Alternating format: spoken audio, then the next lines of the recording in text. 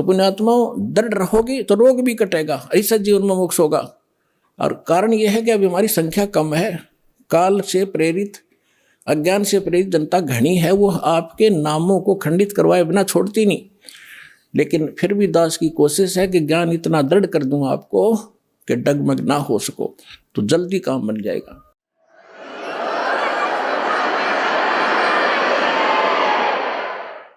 कहते हैं अब जैसे प्रसंग चला था, जैसे कान बंद करके धुन सुनते हैं, धुन कि हमें धुन सुनती है और न धुन।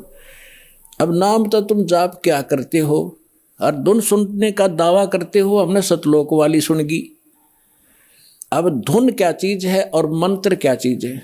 जैसे एक ढोल होता, ढोलक, ढोलक के बजाने का एक विशेष डंडा सा होते हैं, छोटे छोटे डंड की ही, और उनको ही लगाने से बजाने से उसकी वो वही आवाज निकलती है जो ढोल की होनी चाहिए। और उस ढोलक के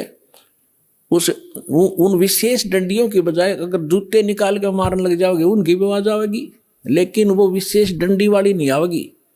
वो सुर में सुर नहीं मिला सकती उस बाजे उन औरों के साथ, तो व्यर्थ है, उसको भगा दिया जाएगा। क्या बकवास कर रहा है तू, तेरा सुर में सुर नहीं मिल रहा। तो जो ये नाम जाप करते हैं काल के, धुन सुनते हैं इसमें, तो वो ढोल का जूत्या वाली आवाज सुन रही है, उनको वो आवाज भी ना सुन जो आसपास ठीक सुननी चाहिए। तो इस सत्य नाम के जाप से जो आपको यहाँ धुन सुनेगी, लेकिन इस धुन को सुनकर हम करेंगे क्या? हमने तो वहां जाना जहां से धुन आ रही है, ये धुन न चाटेंगे हम कोई बात है? हम तो वहां जाएंगे जहां से धुन यहाँ आ रही है, वहां पहुंचेंगे, तब जाकर बात बनेगी। अब जैसे ये संसारिक लोग ढोल ढाल बजाते हैं, कब? जब विवाह होता है। अब हम गांव के बाहर बैठ कर ढोल सुने जाकर, ढोल सुने भाई, तो क्या वहाँ लड्डू जलेबी मिल जाएंगी?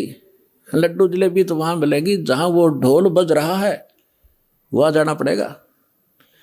तो इस प्रकार हमने सतलोक जाना पड़ेगा, वहाँ सब सुख प्राप्त होंगे। इस धुन से कोई लाभ नहीं, बजो सुनो ना सुनो। आपको जो मंत्र दे दिया इसे अपने आप वो बज रही है, अपने आप सुर खुलते चले जाएंगे। इसमें असंख्य धुनें हो रही हैं शरीर के अंदर, वो धुन न्यारी है इनसे। कोई है रे परले पार का, जो भेद कहे झनकार का। गरीबदास जी कह रहे हैं कोई है उस परले पार का, यहाँ मुझे बताओ, और वो धुन का भेद बताओ जो धुन वहां है परले पार यानी सतलोक में। ये नकली धुनें हैं, यहाँ पर जो तुम सुन रहे हो ये धुन वो नहीं है। गरीबदास जी क्या कहते हैं? कोई है रे परले पार का, जो भेद कहे झनकार का। कोई है रे परले पार का, परले पार यानी सतलोक में कोई गया हुआ वापस आया हुआ हो तो बताओ मुझे। ये खुद होकर आए थे, उस धुन को सुन कर आए थे, कानों से सुन कर आए थे। कोई है रे परले पार का, जो भेद कहे झनकार का। झन मानुष झनकार मानुष धुन का। वारही गोरख वारही दत्त, वारही धरु प्रहलाद अर्थ। ये तुम्हारे गोरख भी इधर ही वारवन उरली साइड। वारही गोरख वारही दत्त, दत्त मान दत्तात्रेय जी, और ध्रुव और प्रहलाद ये सभी इधर ही हैं, काल के ही जाल में हैं। वारही गोरख वारही दत्त, वारही ध्रुव प्रहलाद अर्थ। वारही सुखदेव वारही व्यास, वारही पाराशर प्रकाश। वारही दुर्वासा दरवेश, वारही नारद सारद शेष। वारही भर्तरी गोपी चंद, वारही सनक सनंदन बंद। वारही ब्रह्मा वारही इंद्र, वारही संस कला गोविंद। वारही शिव शंकर जो संभ, वारही धर्मराय आरंभ। वारही धर्मराय धर धीर, परम धाम पहुँचे हे कबीर। रग यजुषाम अथर वेद, परम धाम नीलय हा भेद। अलल पंख अगाध भेव, जैसे कुंजी सुरती सेव। वार पार थे हाना था, गरीबदास निर्गुण निगाह। अब क्या बताते हैं आदरणीय गरीबदास साहिब जी, परमात्मा से परिचित होकर सतलोक में वो धुन सुनकर वापस आए तो वो कह रहे हैं, कोई हैरे परले पार का जो भेद कह उस दनकार का, वार ही गोरख, वार ही माने उरले तरफ, वार ही गोरख, वार ही दत्तात्रेय, और वार ही ध्रुव प्रहलाद, वार ही सुखदेव, वार ही व्यास, और वार ही पाराशर प्रकाश। पाराशर प्रकाश माने जो पाराशर जी ने एक पुराण लिखी है उसको पाराशर का ज्ञान बताते। यानी इन पुराणों के और वेदों के सबके राइटर हैं कौन? व्यास जी। और ये ज्ञान व्यास जी का अपने सत्र का वो तो पुराणों में है। वेद ज्ञान और गीता ज्ञान जो है ये वेद व्यास के सत्र का नहीं है। वेद व्यास जी के अंदर एक ऐसी एक गुण दृष्टि दे दी जाती है, दिव्य दृष्टि, जो भी हम वचन शब्द बोलते हैं ये कभी नाश नहीं होता, ये ब्रह्मांड में घूमता रहता है, पूरे के पूरे सेंटेंस घूमते रहते हैं। अब भाषाएं बदलती रहती हैं जिस कारण से वो आज ऋषि नहीं समझ पाते। तो परमात्मा एक ऐसा गुण देता है अपने ज्ञान को लिपिबद्ध कराने के लिए, तो वेद व्यास में दिया था। और उन्होंने वेदों को जो भी जैसा था एज इट इज लिख दिया, उसमें अपना कुछ भी नहीं मिलाया।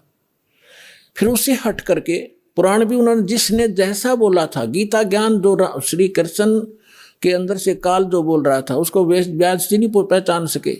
श्री कृष्ण में जो काल बोल रहा था, श्री कृष्ण के शरीर का प्रयोग करके जो वार्ता अर्जुन और उस श्री कृष्ण के मुख से बोल रहे उस ज्ञान की हुई थी, वह जो भी थी एज इट इज लिख दी उसने। जो संजय ने बोला, धृतराष्ट्र ने बोला, फलाने ने बोला, वो सारा कुछ लिख दिया। इसमें इसका अपना कोई रोल नहीं। और इसका रोल होता फिर ये इसमें पूछता है ये देवी पुराण के अंदर